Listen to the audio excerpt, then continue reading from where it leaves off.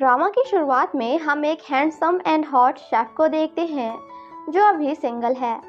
ये है हमारे इस ड्रामा का मेन लीड जिसका नाम है डैश। नेक्स्ट सीन में वो अपने फ्रेंड को कॉल करके पूछता है कि तूने मुझे सही एड्रेस तो दिया है ना, बिकॉज ये प्लेस तो बहुत ही अच्छी है। वो कहता है हाँ बाबा, मैंने तुझे सही एड्रेस दिया है, ये मेरे अंकल का अपार्टमेंट है। डैश कहता है यहाँ का किचन ही तो है जिसने मेरा दिल ले लिया, वरना मैं कहीं और जाके रह लेता। तभी वहाँ एक आंट आकर उसे उसके रूम की चाबी देती है। डैश जब रूम के अंदर आता है तो घर की हालत देखकर कम्प्लीटली शॉक्ड हो जाता है, क्योंकि हर जगह कचरा पड़ा हुआ था और घर से काफी गंदी स्मेल आ रही थी। वो बाहर जाकर चेक करता है कि मैं सही रूम में तो आया हूँ ना, पर देन कहता है हाँ रूम तो सही है, कहीं मेरा फ्रेंड मेरे साथ कोई प्रैंक तो नहीं कर रहा। तभी वहाँ हम एक लड़की को देखते हैं जो कि मस्त कचरों के बीच में लेटकर गाना गा रही थी। वो डैश को देखकर शॉक्ड हो जाती है और कहती है तुम कौन हो। वो कहता है वही तो, तुम कौन हो। वो कहती है मैं इस घर की ओनर, और कौन। घर की इतनी गंदी हालत देखकर डैश को वॉमिटिंग होने लगती है, जिस वजह से उसकी टी शर्ट गंदी हो जाती है। वो जैसे ही उसे निकालता है तो रेने तो उसकी बॉडी देखकर उस पे फ्लैट हो जाती है। वेल गाइस, ये है हमारे इस ड्रामा की मेन फीमेल लीड जिसका नाम है रिने, जिसे देखकर डैश अपनी बॉडी छिपाते हुए कहता है ठरकी कहीं की, हैंडसम बंदा देखा नहीं घूरने लगी। आज का जमाना ही खराब है, कहाँ जाएं मुझ जैसे हैंडसम बंदे। रिने कहती है मुझे पता नहीं था कि आंट मेरे लिए इतना हॉट रूममेट भेजेंगी। वैसे कुछ दिनों पहले उन्होंने मुझसे पूछा था कि क्या तुम किसी रूममेट के साथ रह सकती हो। मैंने कहा मुझे तो कोई प्रॉब्लम नहीं है। डैश अपने फ्रेंड को गाली देते हुए कहता है कुत्ते कहीं के, एक बार मिल, बताता हूँ तुझे। और गाइस, इससे साबित हो जाता है कि हर एक फ्रेंड कमीना होता है। रेने उसे अजीब अजीब से इशारे करने लगती है तो वो कहता है यू परवर्ट घटिया लड़की, मैं जा रहा हूँ यहाँ से, तुम्हारे साथ मैं एक सेकेंड नहीं रहूंगा। वो कहती है ओह हेलो हैंडसम बॉय, सुनो तो अपनी टी शर्ट तो लेकर जाओ। डैश कहता है तुम ही रख लो, एंड वहां से जाने लगता है। वो कहती है तुम तो एक कायर की तरह भाग रहे हो, लगता है मुझ जैसी ब्यूटीफुल लड़की के साथ रहने के लिए तुम्हारे पास गट्स ही नहीं है।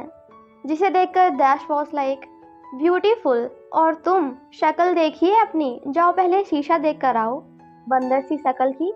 और वैसे भी मुझे तुम्हारे साथ रहने में डर क्यों लगेगा, डर तो तुम्हें लगना चाहिए, क्योंकि क्या पता भीगी भीगी रातों में, ऐसी मुलाकातों में मैं तुम्हारे साथ कुछ ऐसा वैसा कर दूं तो। वो कहती है ओह मैं भी तुमसे कोई डरती नहीं हूँ, तुम मेरे साथ ना बस 3 दिन रह के दिखाओ, आई एम श्योर कि तुम एक दिन में ही भाग जाओगे। वो कहता है अगर तुम मुझे चैलेंज कर रही हो तो फिर ठीक है, मैं तुम्हारे साथ तब तक रहूंगा जब तक मुझे रहने के लिए नया घर नहीं मिल जाता। ये सुनकर रिने काफी हैप्पी हो जाती है एंड उसे जंप करके हक कर लेती है, जिसे देखकर डैश वॉज लाइक चुपचाप नीचे उतरो, कितनी स्मेल आ रही है तुमसे, और अगर तुम चाहती हो कि मैं सच में तुम्हारे साथ रहूं तो तुम्हें घर का सारा कचरा साफ करना होगा। वो कहती है नहीं रे बाबा, ये तो मुझसे ना हो पाएगा, क्योंकि मैं अभी काफी बिजी हूँ, मुझे काफी सारा काम करना है। वेल गाइस, मैं आपको बता दूं कि हमारी रिने एक राइटर है जो कि बुक्स लिखती है। डैश जब किशन देखता है तो उसका रिएक्शन तो देखने लायक था। वो कहता है हाय मेरे ब्यूटीफुल किचन, इसने तेरा क्या हाल बना दिया है। वो कहता है ओए ठरकी लड़की, आखिर तुम किचन के साथ ऐसा कैसे कर सकती हो, क्या तुम्हें पता नहीं कि एक शेफ के लिए उसका किचन उसकी जान होती है। वो कहती है क्या कहा, तुम एक शेफ हो, तब तो खाना बहुत अच्छा बनाते होगे। वो कहता है कोई शक, अच्छा नहीं बल्कि बहुत अच्छा बनाता हूँ। रेने कहती है मैं कैसे मान लूँ, कुछ बनाकर प्रूफ करो। डैश कहता है तुम मुझे फिर से चैलेंज कर रही हो, कोई बात नहीं, मैं तुम्हें बनाकर कुछ खिलाता हूँ। और फिर क्या था, बेचारे को ना चाहते हुए भी पहले पूरा किचन साफ करना पड़ता है एंड देन उसके लिए खाना बनाता है। रेने जब खाना खाने आती है तो उसकी बॉडी देखकर डैश उसकी ओर अट्रैक्ट होने लगता है एंड उसे देखता ही रह जाता है। वो जल्दी जल्दी सारा खाना खा जाती है और बेचारा डैश उसे देखता ही रह जाता है। वो कहता है तुम इंसान ही हो या जानवर, मेरे लिए कुछ छोड़ा ही नहीं। रेने कहती है इस घर का रेंट देने के साथ साथ आज से तुम मेरे लिए हर टाइम का खाना भी बनाओगे। ओके। वो कहता है बिल्कुल नहीं, क्योंकि मैं बहुत जल्द ही यहाँ से जाने वाला हूँ। वो कहती है क्यों, प्लीज बना दो ना, तुम जो कहोगे मैं तुम्हारे लिए सब कुछ करने को रेडी हूँ, पर प्लीज मेरे लिए खाना तुम्ही को बनाना होगा। वो कहता है ठीक है, लेकिन सिर्फ एक शर्त पर, कि आज तुम इस घर का पूरा कचरा रात तक साफ कर दोगी। वो कहती है ओके बॉस। रात में डैश जब कचरा बाहर फेंकने आता है तो वो सामने रहने को ऑटो वाले अंकल से कुछ पैसों के लिए लड़ते हुए देखता है। वो जाकर उसकी हेल्प करता है एंड अंकल को पैसे देकर वहां से भेज देता है।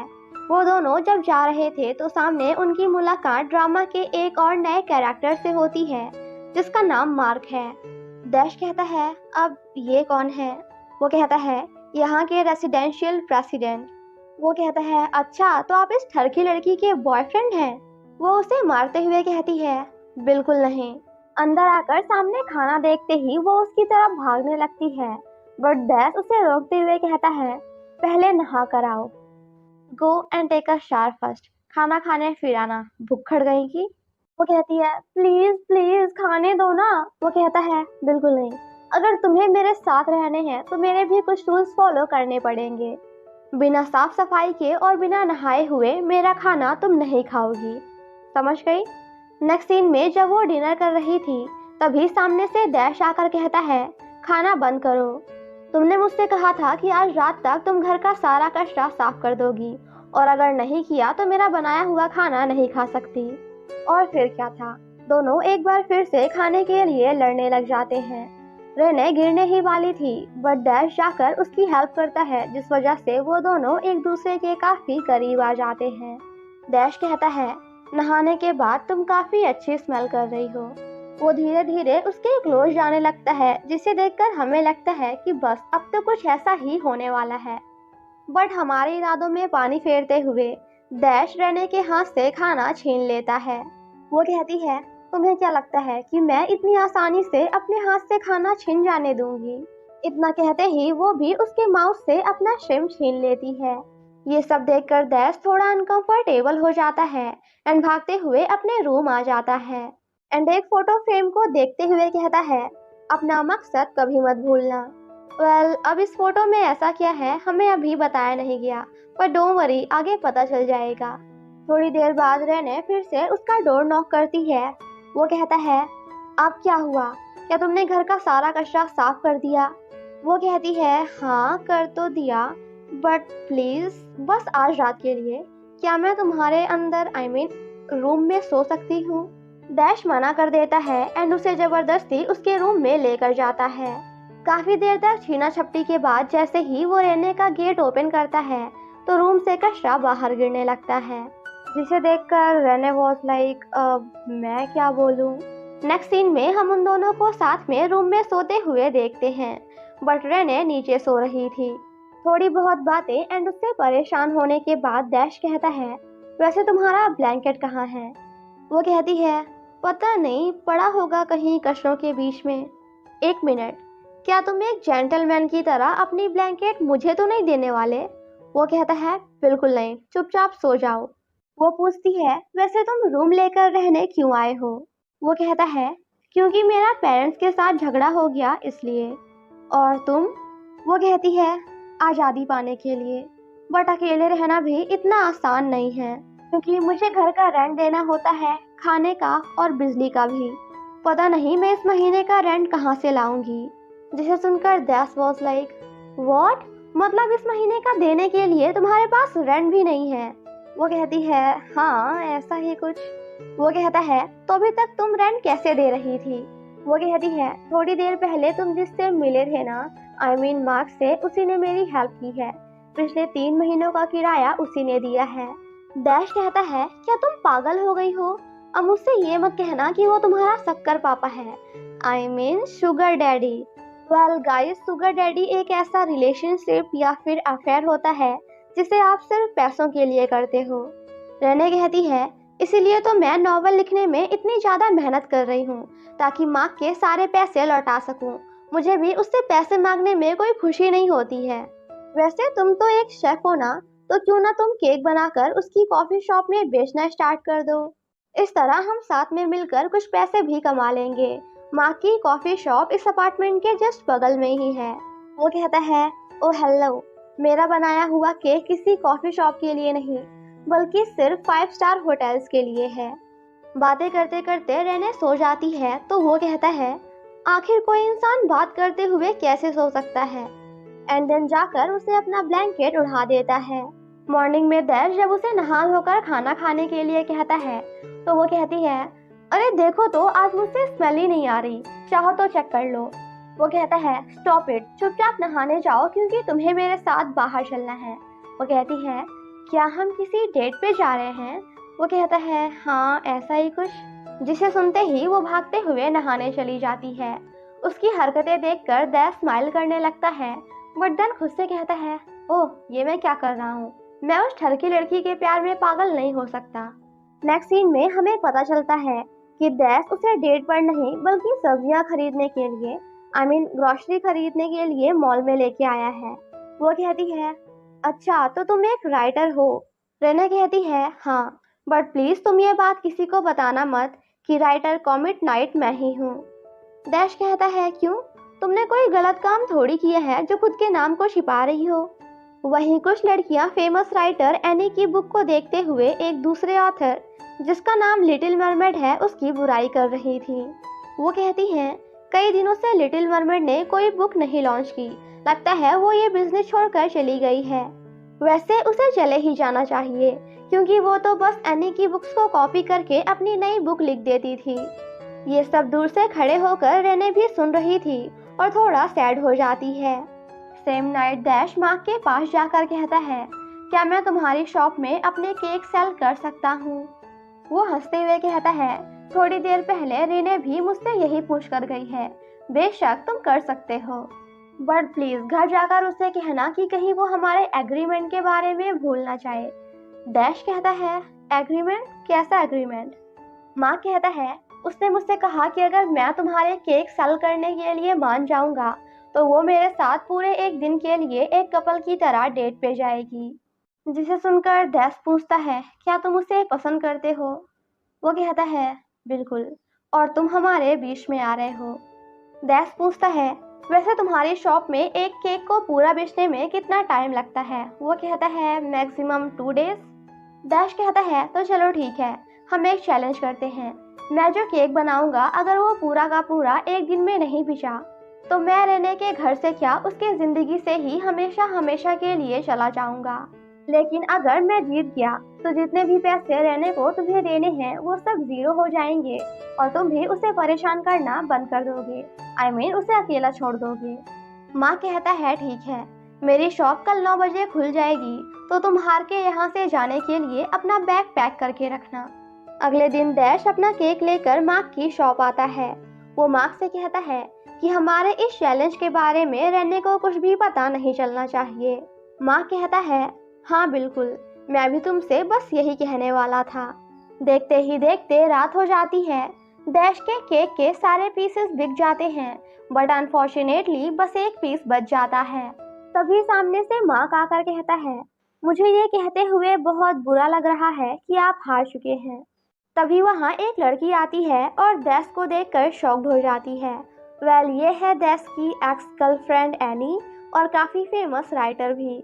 एनी को जब डैश के केक के बारे में पता चलता है तो वो कहती है, तुम क्या चाहते हो, मैं तुम्हारा केक खरीदूं या नहीं?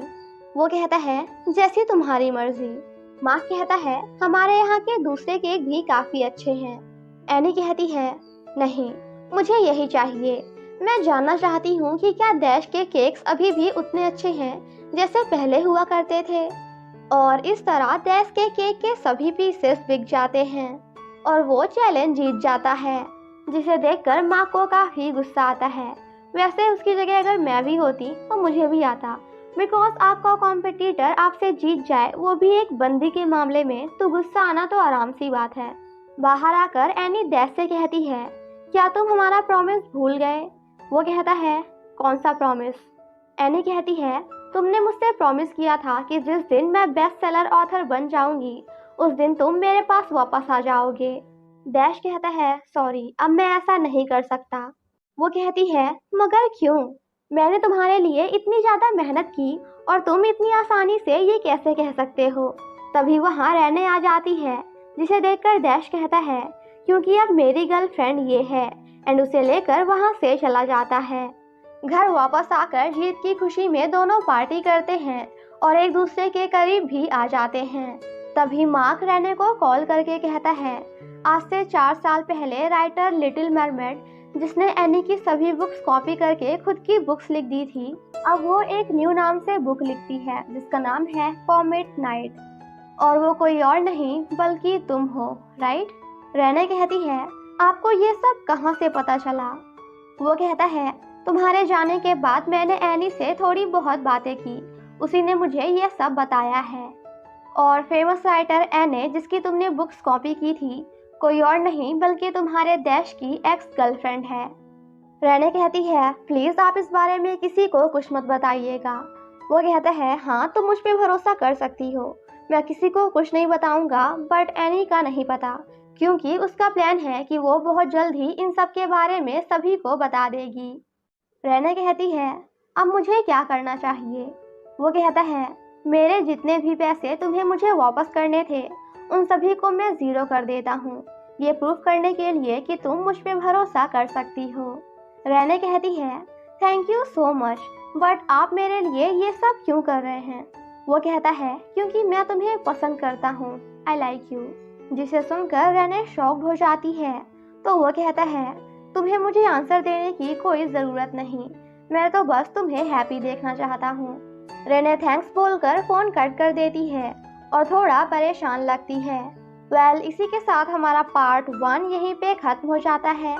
पार्ट 2 की शुरुआत में रेने की बेस्ट फ्रेंड संग कुछ दिनों के लिए उसके साथ रहने आती है, क्योंकि वो अपने फेवरेट ग्रुप, जिनका बहुत जल्द ही मीट एंड ग्रीट होने वाला है, उनसे मिलना चाहती है। रेने कहती है, हाँ तुम यहाँ रुक तो सकती हो, बट मेरा एक रूममेट भी है। वो कहती है, रूममेट ही है ना, कोई जानवर तो नहीं, मुझे कोई प्रॉब्लम नहीं है। बाहर आकर वो सामने डैश को देखकर शॉक्ड हो जाती है एंड रेने से कहती है, ओ गॉड, तेरा रूममेट तो कितना ज़्यादा हॉट है। मुझे समझ नहीं आ रहा कि अभी मुझे खाने के लिए भूख लग रही है या फिर उसके लिए। वैसे तुझे ये कहाँ मिला, क्या तेरा कोई रिलेटिव है। वो कहती है, नहीं, हम बस 2 दिन पहले ही मिले हैं। वो कहती है, व्हाट, सिर्फ 2 दिन पहले, ये जाने कब वाला है। पीछे से डैश कहता है, जिस दिन मुझे नया घर मिल जाएगा उस दिन। इतना सुनते ही संग भागते हुए अंदर जाती है एंड एक कॉन्ट्रैक्ट पेपर लेकर बाहर आती है, जिसमें लिखा था कि डैश 1 हफ्ते के अंदर अंदर अपने लिए नया घर ढूंढकर यहाँ से चला जाएगा। रेने कहती है, तुम पागल हो गई हो क्या, आखिर मैं इसके साथ क्यों नहीं रह सकती। वो कहती है, ध्यान से सुनो, अगर तुम इसके साथ रही ना तो एक न एक दिन पक्का इसके प्यार में पड़ जाओगी। जिसे सुनकर डैश थोड़ा कंफ्यूज होकर वहाँ से चला जाता है। नेक्स्ट सीन में रेने एनी से मिलने जाती है। वो कहती है, क्या तुम डैश के क्लोज हो। रेने कहती है, नहीं नहीं, बिल्कुल नहीं, हम तो बस रूममेट्स हैं। वो कहती है, आज से 5 साल पहले जिस लड़की ने मेरा काम चुराया था, आज मेरे बॉयफ्रेंड को चुरा रही है। रेने कहती है, आप कहना क्या चाहती हैं, जो भी कहना है साफ साफ कहिए। वो कहती है, ठीक है, डैश ने मुझसे प्रॉमिस किया था कि जब मैं बेस्ट ऑथर बन जाऊंगी तो वो मेरे पास वापस आ जाएगा, लेकिन बेस्ट सेलर बनने के बाद भी वो मेरे पास वापस नहीं आया। मैंने उसे कॉल करने की कोशिश भी की, बट उसने फ़ोन भी नहीं उठाया। जैसे ही मुझे पता चला कि वो यहाँ है तो मैं भागते हुए यहाँ उससे मिलने आ गई। मैं सिर्फ इतना ही चाहती हूँ कि तुम डैश को मुझसे दोबारा मिलाने में मेरी हेल्प करो, और अगर तुमने ऐसा नहीं किया तो मैं ऑनलाइन पोस्ट कर दूंगी कि कॉमेट नाइट कोई और नहीं बल्कि वही copycat The Little Mermaid है, जो मेरी बुक्स कॉपी करके खुद की लिख देती थी। और अगर मैंने ऐसा कर दिया तो इस बार तुम्हारा पूरा राइटिंग करियर ही बर्बाद हो जाएगा। ये सब सुनकर रेने को भी काफ़ी गुस्सा आता है, बट वो एनी का तो कुछ कर नहीं सकती थी, इसलिए अपना सारा गुस्सा आकर जिम में निकालती है। नेक्स्ट सीन में दोनों ग्रोसरी की शॉपिंग करने मॉल जाते हैं, जहाँ रेने पागलों की तरह हरकतें कर रही थी, जिससे परेशान होकर डैश साइड हो जाता है तो बाकी लोगों के सामने बेचारे रेने का पोपट बन जाता है। तभी डैश को किसी का कॉल आता है। यहाँ इसे किसका कॉल आया और इसने क्या बातें की अभी हमें बताया नहीं गया, बट डोंट वरी, आगे पता चल जाएगा। वो दोनों जब घर पहुंचते हैं तो संग रो रही थी। रेने कहती है, संग तुझे क्या हुआ, आखिर तो रो क्यों रही है? तेरे साथ ये सब किसने किया है? जल्दी बता, आज मैं से छोड़ूंगी नहीं। कुछ बोल क्यों नहीं रही है? बोल तो, रो मत। संग चिल्लाते हुए कहती है, मुझे बोलने तो दे। जिसे सुनकर रेने वाज लाइक, अच्छा ठीक है बोल ले। वो कहती है, एक्चुअली मीट एंड ग्रीट में जाने के लिए मैं अपना टिकट घर पे ही भूल गई, और अगर मैं उसे लेने घर गई तो मेरे पेरेंट्स मुझे वापस आने ही नहीं देंगे। पीछे से डैश कहता है, क्या तुम बुलेट बॉय बैंड के मीट एंड ग्रीट की बात कर रही हो? वो कहती है, हाँ क्यों? वो कहता है, क्योंकि मॉल में मुझे मेरे टीचर ने कॉल करके बताया कि मुझे एक इवेंट ऑर्गेनाइज करना है, और वो इवेंट किसी और का नहीं बल्कि बुलेट बॉय बैंड का मीट एंड ग्रीट ही है। मैं अपने साथ 2 और लोगों को लेकर जा सकता हूँ, लेकिन मेरे साथ चलने के लिए कोई है नहीं, तो क्यों ना तुम दोनों चल लो। जिसे सुनकर संग बहुत ही खुश हो जाती है और कहती है, थैंक यू सो मच भगवान, आप बहुत अच्छे हो, आई लव यू। डैश कहता है, आई थिंक तुम्हें थैंक्स भगवान को नहीं बल्कि मुझे बोलना चाहिए। संग उसे हक करते हुए थैंक्स बोलती है, जिसे देखकर रेने उसे उससे दूर करती है। वो कहती है, तुम दोनों जाओ, मैं नहीं आ सकती, मैं अभी काफ़ी बिजी हूँ क्योंकि मुझे अपनी नॉवेल कंप्लीट करनी है, और अगर मैंने नहीं किया तो मुझे पैसे कहाँ से मिलेंगे? मेरे पास तो इस महीने का देने के लिए रेंट भी नहीं है। संग उसे मनाने की कोशिश करती है कि बस एक ही दिन की तो बात है, बट रेने नहीं मानती। वो जब काम कर रही थी तो एनी उसे कॉल करके कहती है, कल शाम 7 बजे कैफे में तुम डैश को मुझसे मिलाने लाओगी। वो उसे समझाने की कोशिश करती है कि कल डैश नहीं आ सकता क्योंकि उसे इवेंट में जाना है, बट एनी कहती है, मैं कुछ नहीं सुनना चाहती, कल 7 बजे तुम उसे मुझसे मिलाने ला रही हो, मतलब ला रही हो। डैश जब कुकिंग कर रहा था तो वो भागते हुए उसके पास जाकर उसे परेशान करने लगती है एंड सभी चीज़ों को उठा उठा कर खाने लगती है। वो कहता है, तुम्हें देखकर ऐसा लगता है कि जैसे बचपन में कभी तुम्हें खाना ही नहीं मिला। वो कहती है, तुम्हें कैसे पता? बचपन में मैं पढ़ने में अच्छी नहीं थी और मेरे मार्क्स भी बहुत गंदे आते थे, तो मेरी मॉम मुझे खाना ही नहीं देती थी, और मेरे डैड भी मुझसे नफरत करते थे क्योंकि मैं एक लड़का नहीं बल्कि लड़की पैदा हुई थी। ये सब सुनकर डैश को भी उसके लिए बुरा लगता है। वो कहता है, Rene I am really sorry, मैं जानबूझकर ऐसा नहीं बोलना चाहता था। वो कहती है, कोई बात नहीं, क्योंकि मैं तो झूठ बोल रही थी। मेरे मॉम एंड डैड तो हमेशा मेरे पीछे पड़े रहते थे कि मैं कुछ खा लूँ, और फिर क्या था, जिसके बाद तो दोनों साथ में मिलकर काफ़ी ज़्यादा मस्ती करते हैं। गलती से रेने की आँख में आटा चला जाता है। वो डैश को उसे साफ करने के लिए कहती है, जिसे देखकर डैश पहले तो उसकी फ़ोटो खींचता है एंड देन उसे साफ करने जाता है। वो जब साफ कर रहा था तो रेने के काफ़ी करीब आ जाता है एंड कुछ ऐसा करने ही वाला था, लेकिन कुछ सोचकर नहीं करता। रात में जब रेने को भूख लगती है तो वो किचन में आकर देखती है कि डैश तो अभी भी अपने इवेंट की तैयारी कर रहा है। वो कहती है, डैश मुझे भूख लग रही है, क्या तुम्हारे पास कुछ खाने के लिए है? वो फ्रिज से कुछ निकाल कर लाता है। रेने कहती है, ये क्या है? वो कहता है, तुम अपनी आंखें बंद करो, मैं खिलाऊंगा और तुम गेस करना, ओके? वो कहती है, ठीक है। डैश कहता है, तो फिर अपनी आंखें तो बंद करो। रेने जैसे ही अपनी आंखें बंद करती है तो वो फिर से उसकी तरफ अट्रैक्ट होने लगता है एंड उसे किस करने चाहता है, बट तभी वो कहती है, कहाँ है, कब खिलाओगे तुम मुझे? तो वो फाइनली उसे खिला ही देता है, जो कुछ और नहीं बल्कि सिंपल सा वाटरमेलन सैलेड होता है। डैश कहता है, अगर तुम ये और खाना चाहती हो तो तुम्हें मुझसे प्रॉमिस करना पड़ेगा कि कल तुम हमारे साथ मीट एंड ग्रीट में चलोगी। जिसके लिए पहले तो रेने मना कर देती है, बट डैश के समझाने के बाद कि आखिर वो कब तक खुद को एक रूम में बंद करके रखेगी, वो भी चलने के लिए मान जाती है। मॉर्निंग में भी डैश रेने की काफ़ी केयर करता है, जिसे देखकर वो शर्माते हुए वहाँ से भाग जाती है और हमारा डैश उसे देखकर बस मुस्कुराता रह जाता है। नेक्स्ट सीन में हम उन सभी को इवेंट में देखते हैं, जहाँ की लड़कियाँ तो अपने आइडल के लिए पागल हो रही थी। अंदर डैश उनके लिए खाना प्रिपेयर कर रहा था।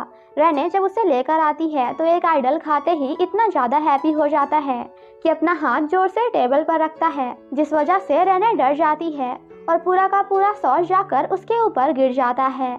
वो गुस्से में कहता है, ये खाना किसने बनाया है? रेने कहती है, गलती मैंने की है तो मुझ पे गुस्सा करो ना, शेफ पे नहीं। लेकिन फिर भी वो गुस्से में किचन में जाकर कहता है, बीफ स्टिक किसने बनाई थी? डैश कहता है, मैंने। वो कहता है, अच्छा तो तुमने? कितनी अच्छी है वो डिश, खा के मज़ा आ गया। मैं ना तुम्हारे गाने के लिए तुम्हारे खाने के लिए एक गाना लिखूंगा। डैश कहता है, आपकी इजाज़त हो तो क्या मैं अपना काम कर लूँ? वो कहता है, हाँ हाँ बिल्कुल करो। वैसे ये लो मेरा टी शर्ट जो हमेशा मैं अपने जीआईजी पे पहनता हूँ। उसकी ऐसी हरकतें देखकर तो डैश एंड रेने दोनों थोड़ा शॉक्ड थे। दोनों जब वापस घर जा रहे थे तो डैश उसे एक शॉर्टकट रास्ते से लेकर जाता है जहाँ काफी ऊंची बाउंड्री होती है। वो तो जंप करके बड़े आराम से उसे क्रॉस कर लेता है, बट जब रहने की बारी आती है तो डैश उसकी हेल्प करने से मना कर देता है और कहता है, तुम खुद ही आ जाओ। रहने कहती है, ये क्या बात हुई? अरे वापस आकर मेरी हेल्प तो करो, मैं ऊपर कैसे आऊंगी? वो कहता है, तुम बहुत भारी हो, मैं तुम्हें नहीं उठा पाऊंगा। और क्या तुमने इतनी जल्दी हार मान ली? मैं तुम्हें चैलेंज करता हूँ कि तुम खुद ही ऊपर आओ बिना किसी की हेल्प के। वो कहती है, मैं डैश नहीं हूँ जो चैलेंज का नाम सुनते ही सुपर हीरो की तरह कुछ भी कर जाऊंगी। डैश कहता है, तुम मेरे लिए बहुत ही ज्यादा स्पेशल हो। भले ही हमें मिले हुए अभी ज्यादा समय नहीं हुआ है, बट मैं कहना चाहता हूँ आई लाइक यू, मैं तुम्हें पसंद करने लगा हूँ।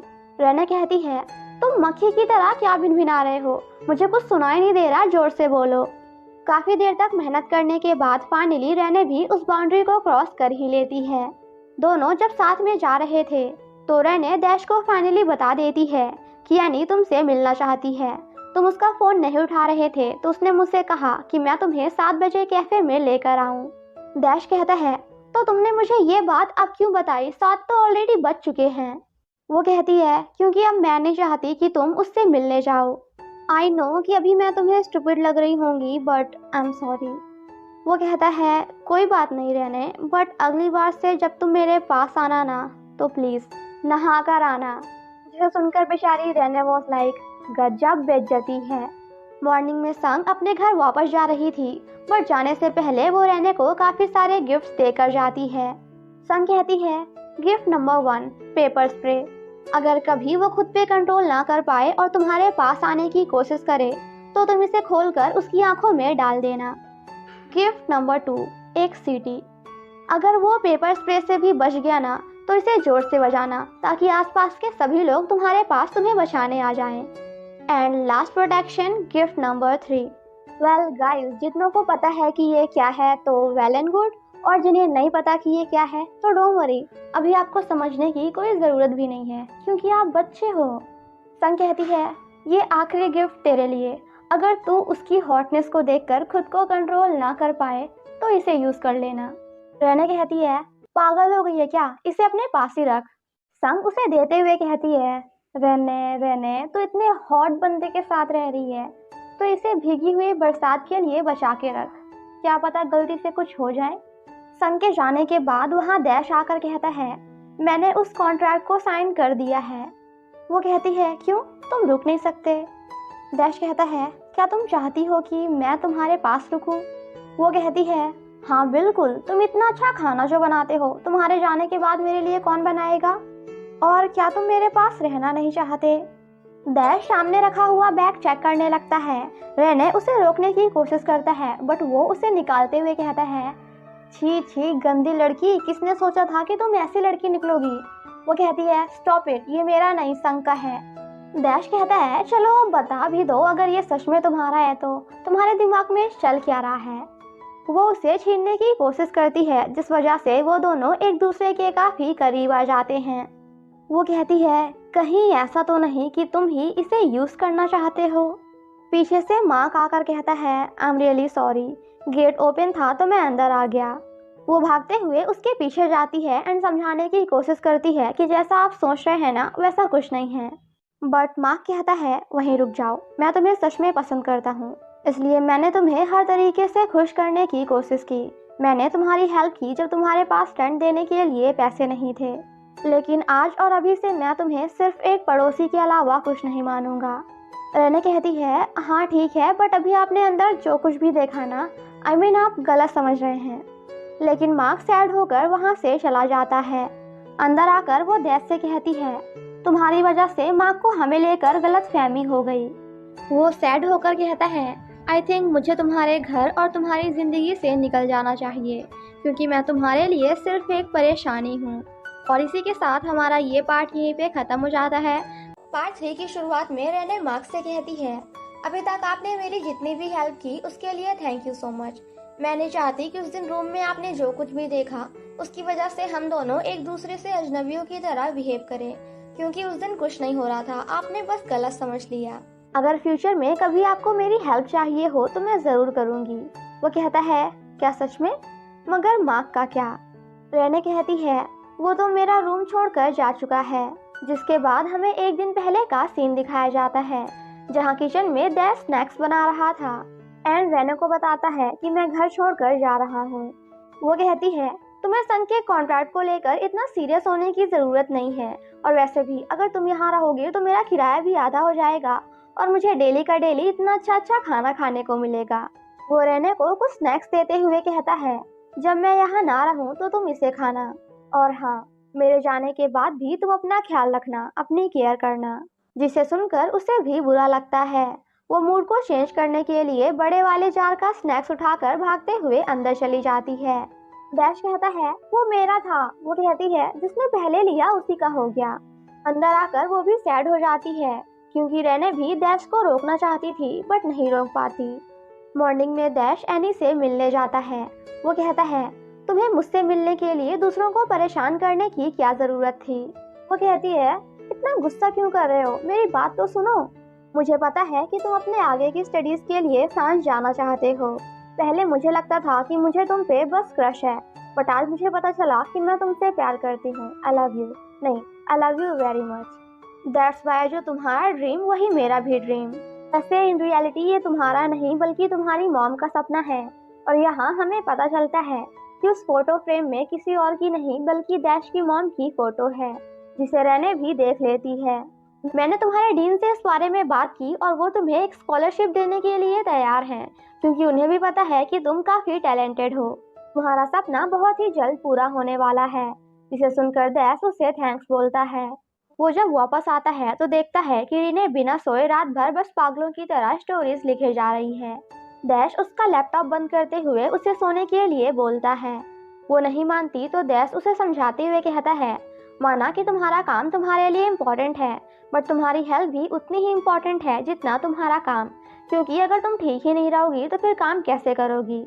तुम्हें थोड़ा रेस्ट कर लेना चाहिए। वो कहती है, ठीक है, वैसे तुम जाने कब वाले हो? डैश कहता है, आज। रेने कहती है, क्या मेरे जागने तक तुम रुक सकते हो? वो कहता है, हाँ ठीक है, तुम सो जाओ। उसके सोते ही डैश चुपचाप रूम से बाहर आ जाता है। यहाँ वो काफी सैड होता है क्योंकि वो रेने को छोड़कर नहीं जाना चाहता। दूसरी तरफ रेने भी जग रही थी और ये सब देखकर वो भी काफी सैड हो जाती है। एंड यहाँ फाइनली डैश उसका घर छोड़कर चला जाता है। सीन फिर से प्रेजेंट में आता है जहाँ रेने ये सारी बातें मार्क को बता रही थी। मार्क कहता है, इसका मतलब तुम फिर से अकेली हो गई हो? वो कहती है, हाँ।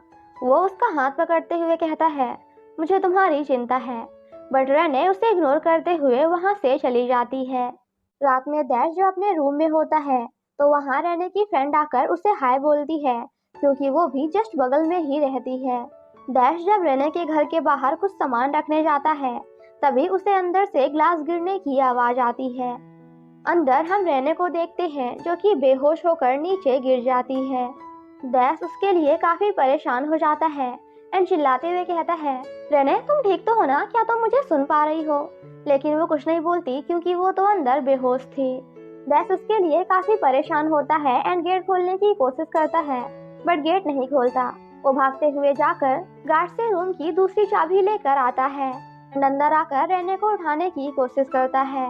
नेक्स्ट सीन में जब उसकी आँख खुलती है तो वो सामने डैश के फ्रेंड को बैठा हुआ देखकर शॉक्ड हो जाती है, जो कि इसी अपार्टमेंट में रहता था।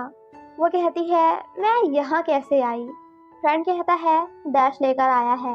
वो मेरे पास तुम्हारे रूम की दूसरी चाबी लेने आया था और जब हम अंदर आए तो तुम बहुत ही प्यार से जमीन पर लेटी हुई थी। वो कहती है, भग पागल, मैं आराम से लेटी नहीं हुई थी, मुझे चक्कर आ गया था।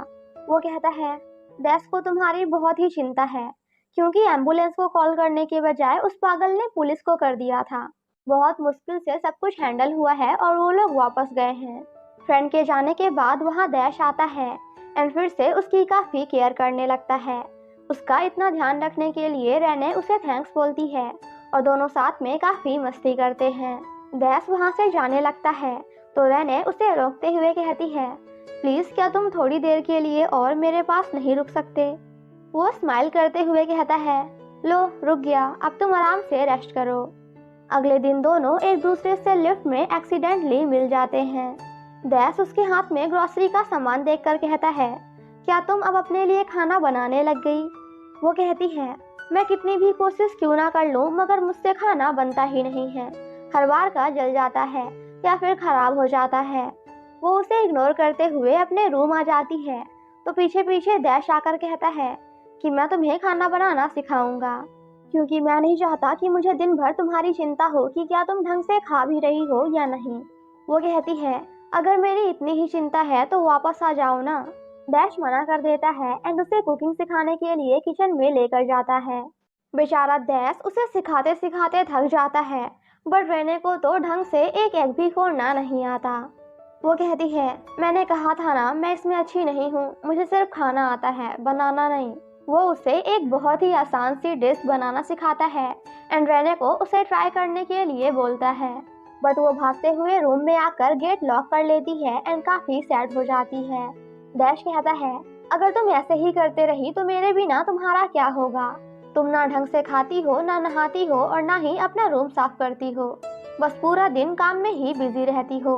अगर एक दिन तुम बीमार पड़ गई तो फिर तुम्हारा ध्यान कौन रखेगा। रेने चिल्लाते हुए कहती है, तो मैंने तुमसे कब कहा कि तुम आकर मेरी केयर करो। वो कहता है, कितनी अजीब बात है ना, मैं तुम्हारे साथ कितने दिनों से हूँ, पर फिर भी मुझे अभी भी यही लगता है कि मैं तुम्हें नहीं जानता। तुमने मुझ जैसे अजनबी को अपने घर में जगह दी, मुझे तुम्हारे घर में रहने दिया, जिसके लिए थैंक यू। मैं हमेशा तुम्हारा शुक्रगुजार रहूंगा। एंड सैड होकर वहाँ से चला जाता है। यहाँ रहने भी काफी सैड होती है एंड दोनों अपने अपने रूम में आकर एक ही गाना बजाकर सुनते हैं। काफी मेहनत करने के बाद रेने फाइनली अपनी स्टोरी कंप्लीट कर लेती है एंड उसे ले जाकर डायरेक्टर को दिखाती है। डायरेक्टर कहते हैं, मुझे तुम्हारी ये स्टोरी पसंद आई। वो कहती है, मुझे पता ही था आपको ये नहीं पसंद आएगी। एक सेकेंड, आपने क्या कहा, आपको पसंद आई। डायरेक्टर कहते हैं, हाँ बिल्कुल, वैसे कल रात को मुझे एक अजीब सा ईमेल आया था कि मैं कॉमेट नाइट का सीक्रेट एक्सपोज कर दूंगा। क्या तुम्हारा कोई सीक्रेट है जिसके बारे में मैं नहीं जानता। वो कहती है, नहीं नहीं ऐसा कुछ नहीं है, और अगर कुछ होता तो आपको पता होता ना। वो हैप्पी होकर जब घर जा रही थी तो रास्ते में उसे वही लड़की मिलती है जो डैश के बगल में रहती है। वो रेने के हाथ में डैश का रूम नंबर लिखते हुए कहती है, मैं उन दो लोगों को जो एक दूसरे से प्यार करते हैं बट अभी तक अपनी फीलिंग्स कन्फेस नहीं कर पाए हैं ऐसे नहीं देख सकती। मुझे पता है आप ये कर सकती हैं। एंड भागते हुए वहाँ से चली जाती है।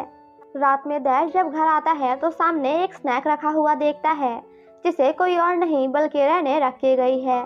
तभी वहाँ एनी आकर उससे बात करने की कोशिश करती है। वो कहती है, अगर तुम फ्रांस गए तो मैं भी तुम्हारे साथ चल सकती हूँ। क्या पता तुम्हें कब मेरी ज़रूरत पड़ जाए, मैं वहाँ तुम्हारा अच्छे से ख्याल रखूँगी। डैश कहता है, आई एम रियली सॉरी, अगर तुम ये सब मुझे वापस पाने के लिए कर रही हो तो ऐसा नहीं हो सकता। वो सामने रेने का रखा हुआ स्नैक देखकर कहती है, क्या ये सब उस चुड़ैल की वजह से है जो तुम मेरे पास वापस नहीं आ सकते। डैश कहता है, इसमें रेने की कोई भी गलती नहीं है। वो कहती है, क्या तुम मेरी आंखों में आंखें डालकर ये बात बोल सकते हो कि तुम उससे प्यार नहीं करते। डैश कुछ नहीं बोलता, जिसे सुनकर एनी गुस्सा होकर वहाँ से चली जाती है। नेक्स्ट सीन में वो रेने से मिलने जाता है जहाँ वो दोनों एक दूसरे को देखकर काफी हैप्पी होते हैं। एंड फाइनली यहाँ रेने को बता देता है कि मैं इसी महीने अपने आगे की स्टडीज के लिए फ्रांस जाने वाला हूँ। वो कहती है, व्हाट, फ्रांस, कितने दिनों के लिए जा रहे हो। वो कहता है, पूरे 1 साल के लिए। आज रेने उसे बताने वाली थी कि मैं तुम्हें पसंद करती हूँ, बट उसकी ये बात सुनकर नहीं बता पाती। अंदर आकर वो काफी ज्यादा रोती है। नेक्स्ट मॉर्निंग जब उसकी नींद खुलती है तो डायरेक्टर उसे कॉल करके बताते हैं कि सभी सोशल मीडिया प्लेटफॉर्म्स पे ये बात वायरल हो चुकी है कि दी लिटिल मरमेड, जो कि एनी की बुक्स को कॉपी किया करती थी, वो कोई और नहीं बल्कि कॉमेट नाइट ही है। ये जानने के बाद रेने जल्दी से जाकर लैपटॉप ऑन करती है और अपने लिए इतने सारे हेट कमेंट्स देखकर काफी परेशान हो जाती है।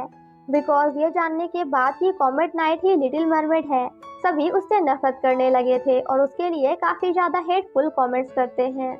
इन सभी बातों को लेकर जब रेने काफी परेशान होती है तो डैश चुपके से आकर उसके किचन में काफी सारा खाने पीने का सामान रखकर वहां से चला जाता है।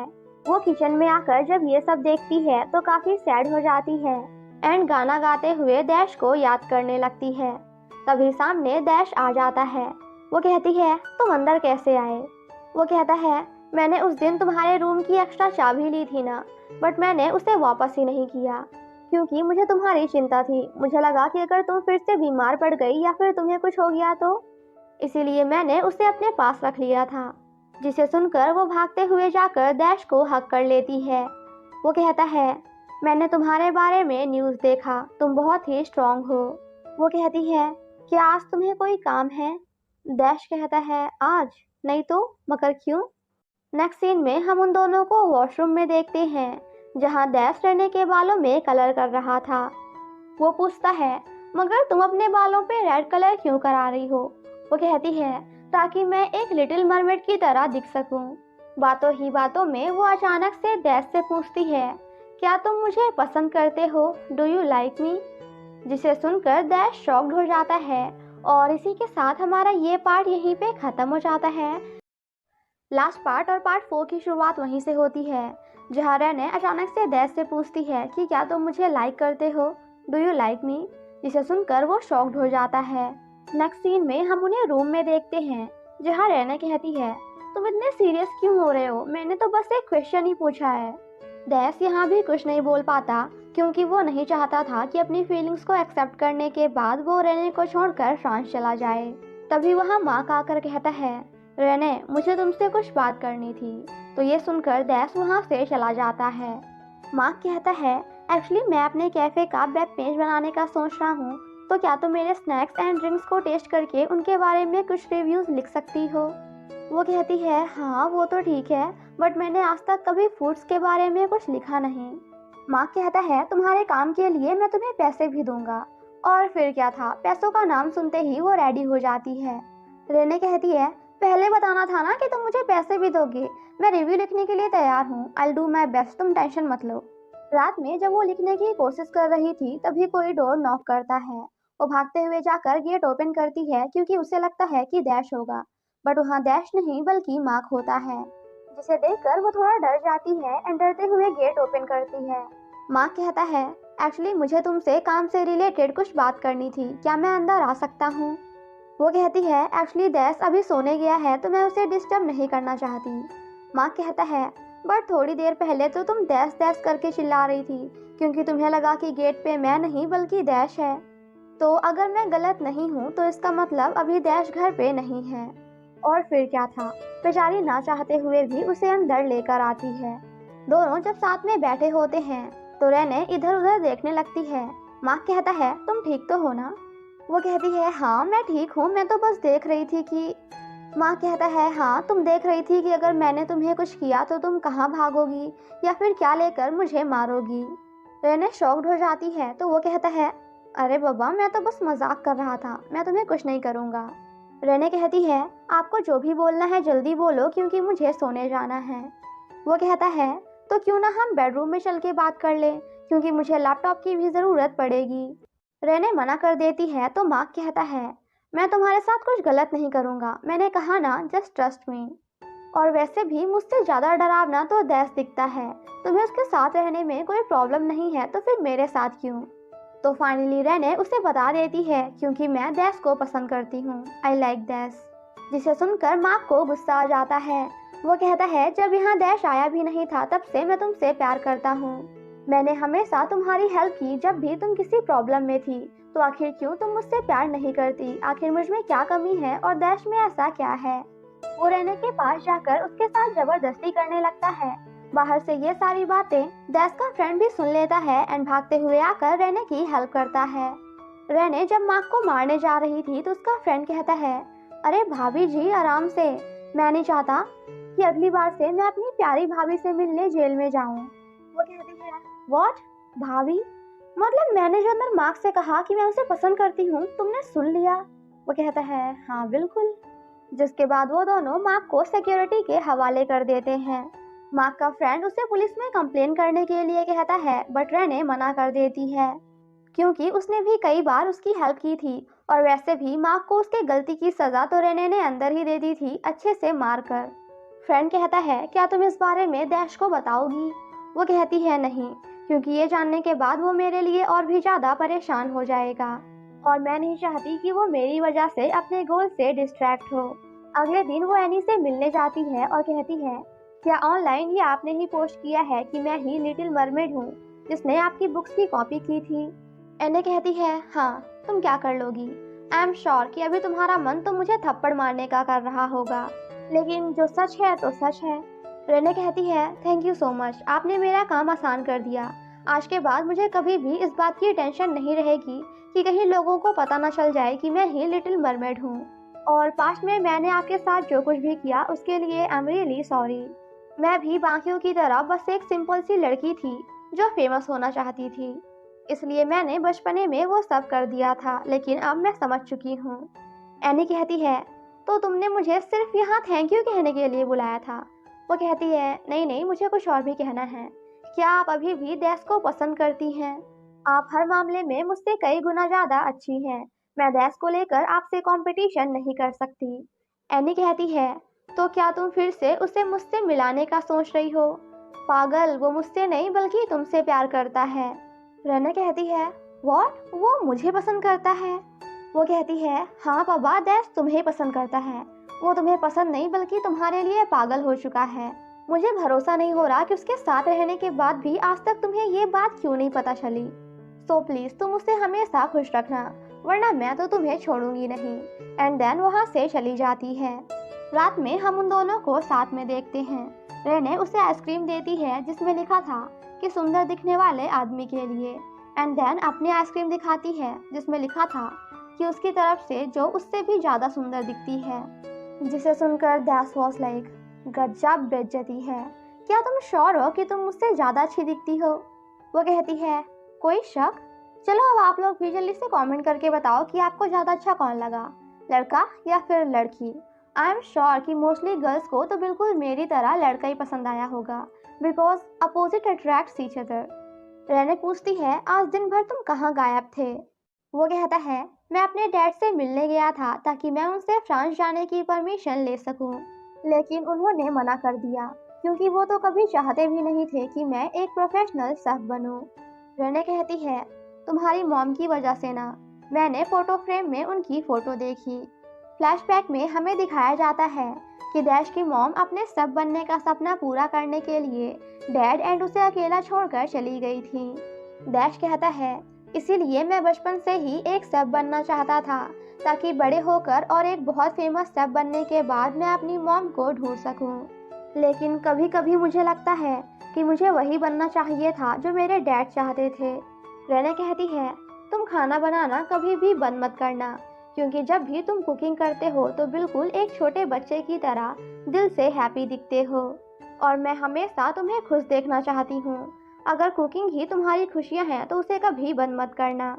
जिसे सुनकर डैश उसे थैंक्स बोलता है और दोनों एक दूसरे को देखकर स्माइल करते हैं। वो कहता है, अगले महीने मेरा कुकिंग कॉन्टेस्ट है और अगर मैं वो जीत गया तो मुझे फ्रांस जाने की स्कॉलरशिप मिल जाएगी। वहाँ हम किसी अपने को भी एज अ गेस्ट लेकर जा सकते हैं, तो मैं सोच रहा हूँ कि क्यों ना मैं अपने डैड को लेकर जाऊँ।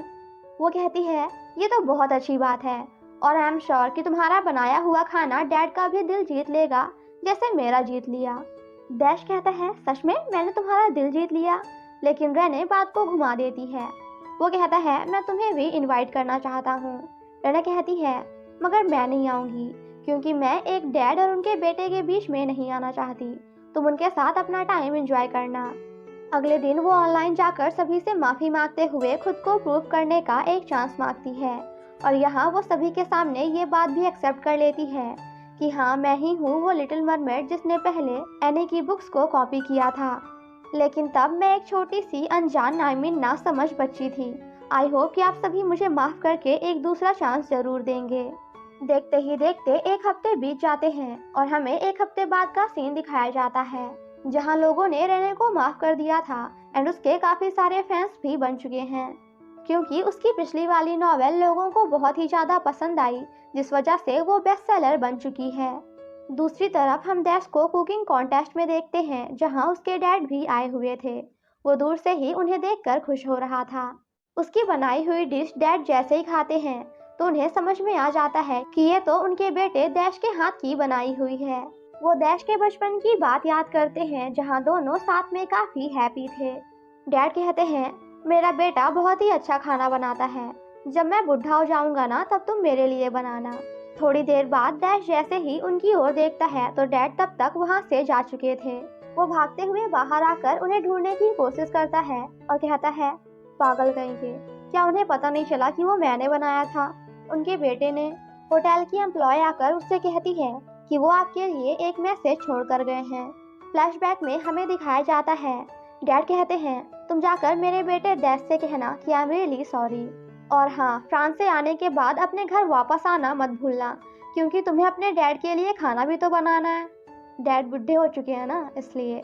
जिसे सुनकर डैश हैप्पी होता है, क्योंकि फाइनली उसके डैड ने उसे माफ कर दिया और उसका पैशन जो कि एक शेफ बनना था उसे भी एक्सेप्ट कर लिया। दूसरी तरफ रेने जब डैश का बनाया हुआ स्नैक्स खाती है तो उसे उसमें एक लेटर मिलता है जिसमें लिखा था आई लाइक यू, जिसे देखकर वो शॉक्ड हो जाती है। वो दूसरा ओपन करती है, उसमें भी लिखा था आई लाइक यू। तीसरा ओपन करती है, उसमें भी लिखा था रेने आई लाइक यू, तुम्हें पता है ना मैं तुम्हें पसंद करता हूँ। इस तरह वो देखते ही देखते पूरा का पूरा जार खत्म कर देती है और उन सभी लेटर्स में बस यही लिखा था कि मैं तुम्हें पसंद करता हूँ, आई लाइक यू। वो रोते हुए डैश को कॉल करती है, जिस वजह से डैश काफी परेशान हो जाता है, क्योंकि उसे लगता है कि शायद रेने को कुछ हो गया। वो भागते हुए वापस घर आ जाता है। एम्प्लॉयज उसे रोकने की कोशिश करते हैं कि अभी तुम कहाँ जा रहे हो, अभी तो कॉन्टेस्ट का रिजल्ट भी नहीं आया। बट अब क्योंकि दिल है कि मानता नहीं, तो डैश किसी की भी कुछ नहीं सुनता एंड भागते हुए घर आ जाता है। डैश कहता है, रेने क्या हुआ तुम्हें, तुम ठीक तो हो ना? एंड देन जार को देखते हुए कहता है, तो तुमने सारे लेटर्स पढ़ लिए हैं? वो उसे पीछे से हक करते हुए कहती है, और आज मुझे ये पता चल गया कि आखिर तुम मुझसे कितना ज़्यादा प्यार करते हो, और मैं भी तुमसे, I mean I like you too. Finally एक दूसरे से अपने प्यार का इजहार करने के बाद अगर ड्रामा में ये नहीं हुआ तो लगता है आपने कोई ड्रामा नहीं बल्कि गलती से कोई इंडियन टीवी सीरियल देख लिया है। रेने कहती है, मैं अभी तक नहाई नहीं हूँ। वो कहता है, कोई बात नहीं, टेस्ट थोड़ा अजीब जरूर था बट अच्छा लगा।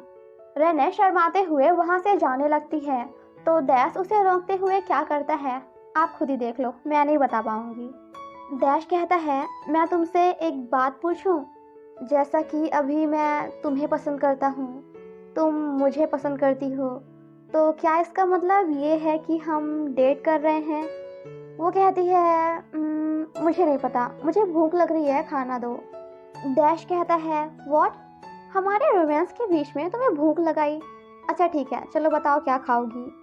वो थोड़ा सोचते हुए कहती है, क्या खाऊं मैं? तुम्हें। और इसी के साथ हमारा ये ड्रामा यहीं पे ख़त्म हो जाता है। गाइस, ये छोटा सा प्यारा सा रोमांटिक ड्रामा था जिसके सिर्फ 4 एपिसोड्स थे, तो मैंने एक्सप्लेन कर दिए। और हाँ, न्यू ड्रामा कल या परसों से स्टार्ट हो जाएगा, सो उसके लिए स्टे ट्यून, चैनल को सब्सक्राइब, लाइक और वीडियो को शेयर करना मत भूलना।